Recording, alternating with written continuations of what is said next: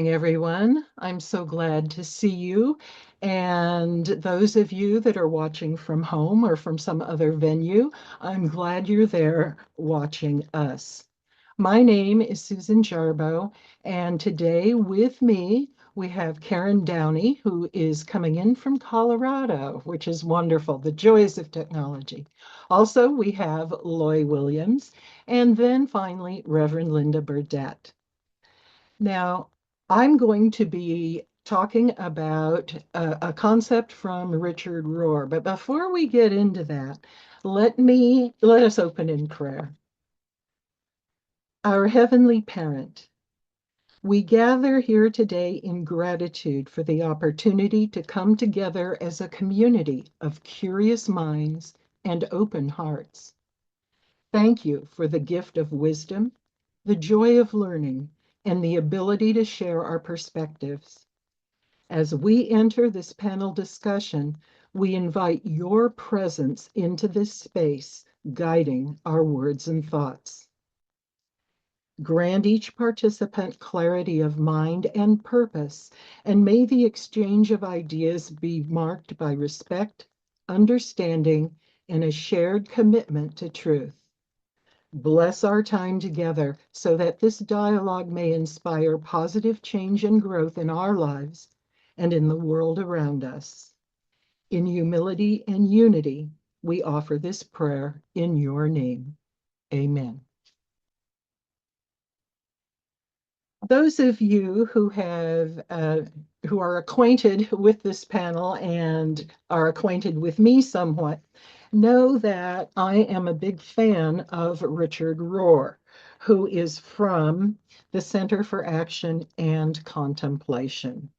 And I have read several of his documents to you. And today I want to read one called Unafraid of Our Faults. And one of the reasons this appeals to me is because it's a part of Franciscan spirituality.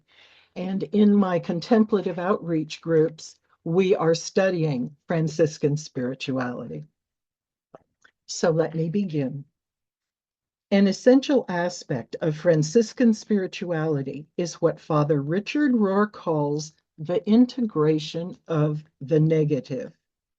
Rather than insisting that God values perfection or an idealized morality, Francis of Assisi intuited, through the example of Jesus's life and death, that God could be found in all things, even those our religion and culture urge us to reject. Father Richard writes, I suppose there is no more counterintuitive spiritual idea than the possibility that God might actually use and find necessary what we fear, avoid, deny, and deem unworthy. This is what I mean by the integration of the negative. Yet I believe this is the core of Jesus's revolutionary good news, the Apostle Paul's deep experience, and the central insight that Francis and Clare of Assisi lived out with such simple elegance. The integration of the negative still has the power to create people who are turning the whole world upside down, as was said of early Christians. Today, some therapists call this pattern of admitting our shortcomings and failures embracing our shadow. Such surrendering of superiority, or even a need for superiority, is central to any authentic enlightenment. Without it, we are misguided ourselves and poor guides for others. Francis and Clare made what most would call the negative or disadvantage shimmer and shine by their delight in what the rest of us ordinarily oppose, deny, and fear. Things like being insignificant, poor, outside systems of power and status, or weakness in any form. Francis generally referred to these conditions as minoritas. This is a different world than most of us choose to live in. We all seem invariably to want to join the majority and be admired. Francis and Clare instead made a preemptive strike at both life and death, offering a voluntary assent to full reality in all its tragic wonder. They made a loving bow to the very things that defeat, scare, and embitter most of us, such as poverty, powerlessness, and being ridiculed. I personally think that honesty about ourselves and all of reality is the way that God makes grace totally free and universally available. We all find our lives eventually dragged into opposition, problems, the negatives of sin, failure, betrayal, gossip, fear, hurt, disease, etc., and especially the ultimate negation, death itself. Good spirituality should utterly prepare us for that instead of teaching us high level denial or pretense.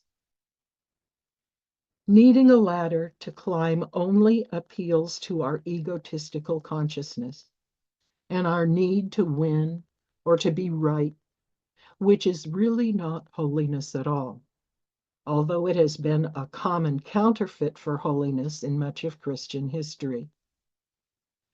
The Ten Commandments are about creating social order, a good thing, but the eight Beatitudes of Jesus are all about incorporating what seems like disorder, a negative, which promotes a much better and different level of consciousness.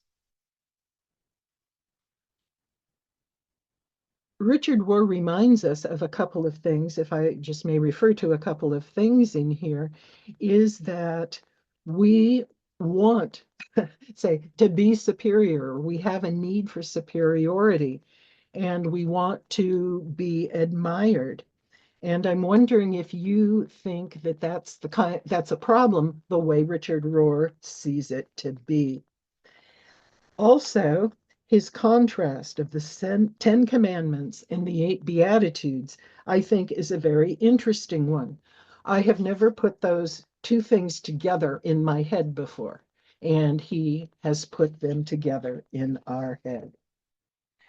So, what do you all think of this notion of integrating the negative instead of denying it or being fearful of it?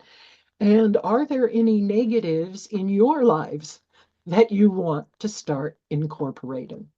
So, panel, please take it away. Thank you very much for that topic, Susan. I love Richard Rohr. I've always loved Richard Rohr.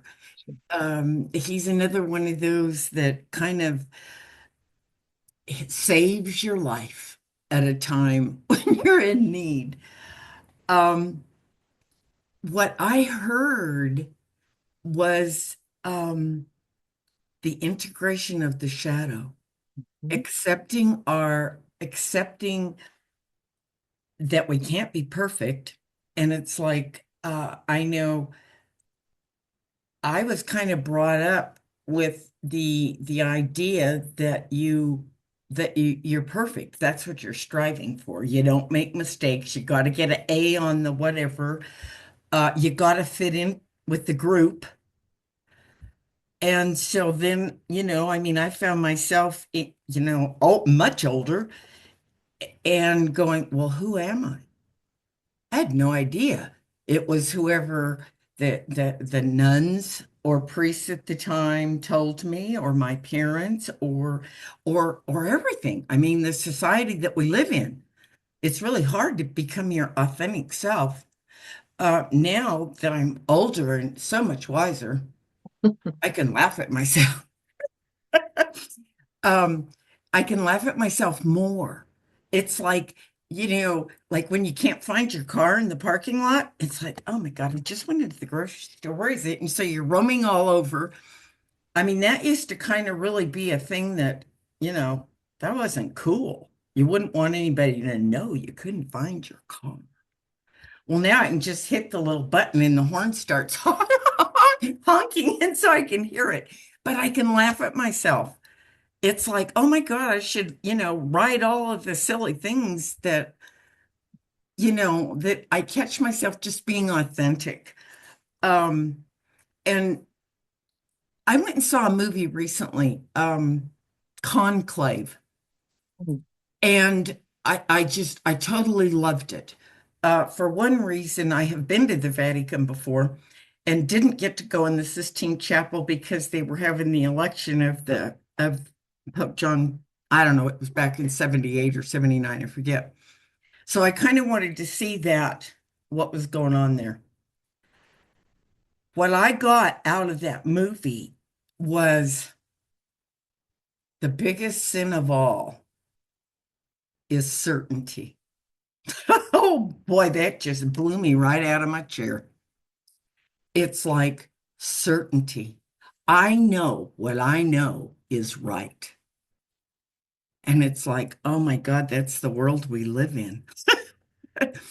And then also seeing the politics, seeing the people come that are going to change things and, who's going to this and that. And it's like, oh my God, that's probably, the world that we live in. But the biggest takeaway, and I've really reflected on that a lot, is the certainty. When I know I am certain about my whatever, um, I'm coming from my ego and not my heart. Because what I'm certain of today is that I don't really know too much of anything. And that I have a lot to learn. And the older I get, the more I have to learn. So thank you, thank you. That I love his words. Thanks. Thank you, Karen. Uh, Let me just interject. I have not seen the movie Conclave, but I'm reading the book. And right now I'm at about the fifth ballot. So I'm looking forward to finishing it. Next. I can go next if that's all right. Thank you very much, Susan, for this topic. It's something that I'm working on myself right now. In fact, the integration of the shadow self. Um, it's perfect. And it's funny you would mention Richard Rohr because I've come across his name quite a few times in the bookstores that I used to frequent. Um, and because he was a Franciscan monk, I shunned away from it because at that time I was anti-Christianity. Not like now where I found a different version of Christianity that will not separate me from other people or anything like that.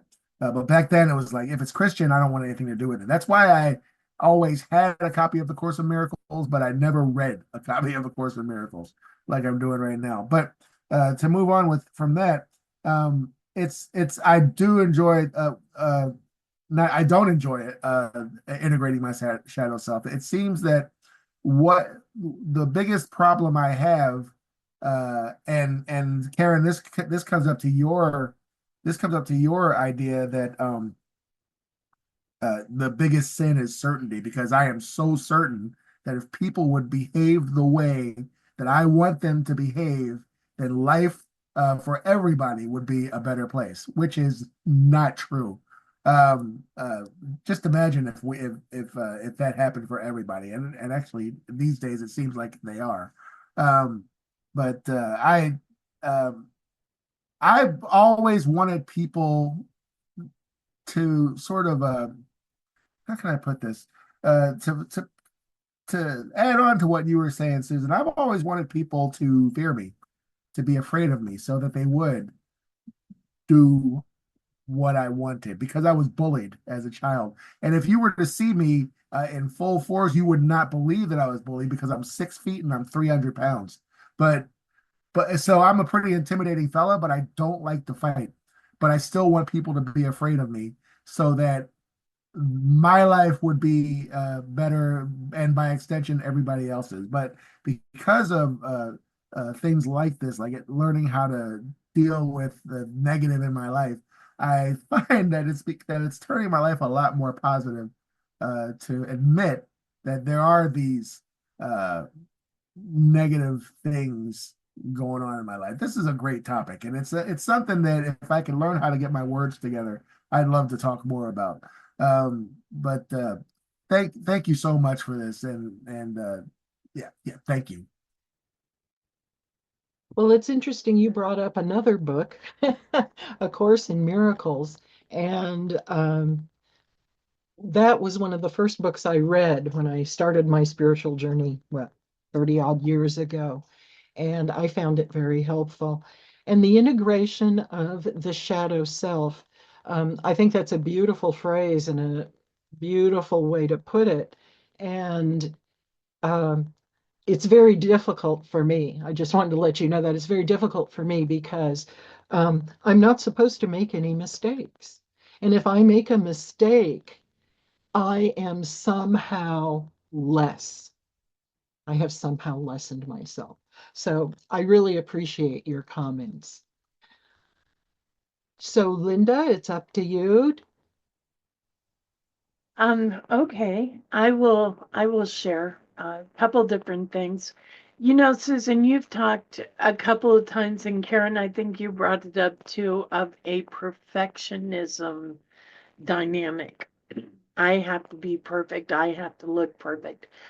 I tried that on for a while, but I found it so incredibly crippling. If I have to be perfect and look perfect, I am so limited in what I'm able to do. I can't do anything new because, oh my God, I don't know how to do it. So that can't happen. I can only do these things where I can maintain that, in my view, perfect ideal so that people think I'm perfect. So, in recovery circles, and we've talked a little about this before, we learned that what other people think of me is none of my business. And for me to be the perfect me, I need to let go of what I look like on the outside to other people and who they think I should be, which is ridiculous, to be my true self. Also, in the recovery circles, we learn to identify our character defects and then to give them to our higher power, to release them to God. And that's how I'm interpreting a lot of what you're saying. I have found that anything I release into the divine is given back to me as a blessing. So if it's a burden or a weakness or a chink in my armor, if I release it and let it go, it comes back to me as a virtue, as a wonderment, as a gift of compassion and empathy to others. I've also found that when I admit my weak points, I open the door so everybody can admit theirs too. And that's so helpful in any kind of a collaboration when I can say, I feel really strong here, but I think I'm weak here. And somebody else can say, oh, I'm good there, but here's my area. And then all of a sudden we can co-create together and be so much stronger. There used to be a saying, we're only as strong as our weakest link, but I don't believe that's true in human terms. I believe that our weakest link might be our strongest point when we're able to come together in oneness and support and creativity and joy. So those are my thoughts. Thank you for this topic.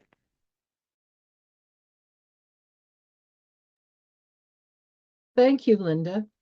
I liked one of the things you said. Well, I liked everything you said, but one of the things that particularly struck me is that if we have this sort of perfectionistic tendency, and you pointed this out, we don't learn. And I think the reason for that is we become afraid to make mistakes. So we don't want to try anything new. And that has been me in my life, afraid to try anything new. And it isn't so much, now when we're adults and grown, um, that I'm thinking of specific people that I have to please or what specific people will think of me. It's more of a habit. You grow up in an environment where standards were really high. And so various things would happen if you didn't achieve or whatever. And so you get this pattern of behavior. And you still have that pattern of behavior, even if the judging people aren't there anymore, or you're not worried about what people now think of you. It's still this very deep belief that we are instilled with when we're young, and we carry it with us, even if the circumstances no longer warrant it. So I really appreciated that. And I wanted to get back to Karen's notion about certainty. And I was thinking of that. Yes, I remember that in the book Conclave, that certainty is the ultimate sin. And you may all be aware of this, but in psychology, there's a construct called um, tolerance for ambiguity. And people vary in terms of how much certainty and uncertain, or I should say, vary in how much uncertainty they can handle. And so you've probably known someone who, let's say you want to go do something on Friday night, and the person says, well, what do you want to do? And you reply, oh, I don't know. Why don't we just wait and see? How does the mood strike us Friday night? And the person says, well, no, I really want to know. I mean, are we going to go out to dinner? Are we going to go out to a movie? I mean, some people, and you've probably known some, have to have certainty about just about everything. And that can drive us nuts, as well as the people who have such tolerance for uncertainty, you can't get anything done.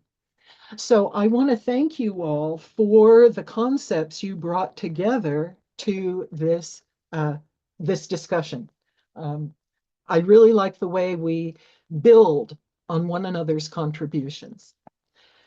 I will move us into a close now, and I certainly hope the people who are watching enjoyed this discussion as much as we did.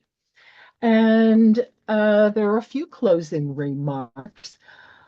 First of all, if you have feedback for us about this discussion or about the panels in general, feel free to contact us and let us know. We like to know if we're being successful with this whole format. And if you disagree with some of our ideas, we'd like to know that too. And that is not any kind of a problem. Also, if you have ideas about things you would like us to talk about. For instance, today we talked about several different things. We talked about certainty and fear and so on. Maybe you have a subject that you'd like us to address, and we'd be happy to do that. We could, research it a little bit, think about it, whatever. So if there's something you really want to hear about, let us know that too. And third, maybe you know someone, or if you know someone you think might benefit from this discussion or any of the other discussions that we've had, please feel free to share the link with that person. We're happy to stimulate anybody that we can. Also, if you really like these discussions, you can become a subscriber, and instructions on how to do that and how to contact us are at the end of this video. Finally, think about joining us. Uh, we're, we love to have more people, more the merrier, and you could join us in a couple of different ways. Maybe you have one thing you want to talk about. Maybe there's something that, by golly, you really want to address with people, and fine. We would be happy to have you share just one panel discussion with us. On the other hand, if you would like to be a regular contributor, if you like what we do and talk about, and if you're sitting there as you watch us with, well, what about this and what about that? I mean, if you find yourself responding to us, that's a clue that maybe you should become a part of our panel. In any event, thank you very much for watching, and I will see you again soon. Thank you for joining us, and let's stay connected and grow in spirit. We are on Facebook. Search for Unity Church of El Cajon and follow us and like our posts. You can reach us on YouTube at Unity Church of El Cajon. Please subscribe to our channel, watch our videos, and leave comments which can help us improve. We are on the web at unityofelcajon.org. Email or call our church office to receive our weekly newsletters, which lists all of our activities and opportunities to learn and grow together.